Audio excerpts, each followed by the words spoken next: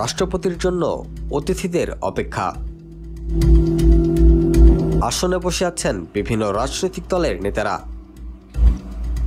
কিছুক্ষণের মধ্যেই মুমূর্ষ ও ভীত রাষ্ট্রপতি মোহাম্মদ শাহাবুদ্দিন প্রবেশ করেন। তিনি একে একে হাত মেলান সবার সাথে, তবে তার হাত পা তখন কাঁপছিল। এই দৃশ্য সামনে বসা অন্যান্য নেতাকর্মীদের দৃষ্টি আকর্ষণ করে। ৫ আগস্ট শেখ হাসিনা পালানোর পর মাগরিবের নামাজের পর বঙ্গভবনে রাষ্ট্রপতির একটি গুরুত্বপূর্ণ বৈঠক অনুষ্ঠিত হয়।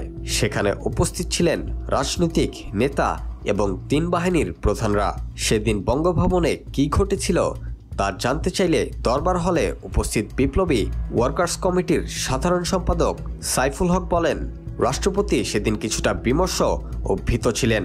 তার মধ্যে এক ধরনের অস্থিরতা কাজ করছিল, যেন কাঁপুনির মতো অবস্থা। বঙ্গভবনে বাংলাদেশ জামাত ইসলামীর আমিরের সাথে উপস্থিত ছিলেন ইসলামী ছাত্র শিবিরের সাবেক নেতা শেখ মোহাম্মদ মাসুদ। তিনি সেদিনের পরিস্থিতি সম্পর্কে বলেন, রাষ্ট্রপতি যখন জাতীয় নেতাদের সাথে হাত মেলাচ্ছিলেন তখন তিনি খুবই বিমর্ষ ছিলেন। তার হাত মেলানোর সময় তিনি কাঁপছিলেন, যা দেখেই তার ভীত শঙ্কিত অবস্থার কথা স্পষ্ট হয়ে উঠেছিল।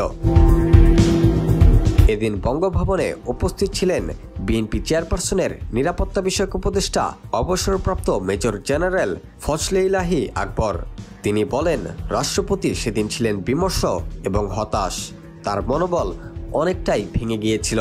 তিনি খুবই মর্মাহত ছিলেন। Rakibul Hasan, D news, Bangladesh.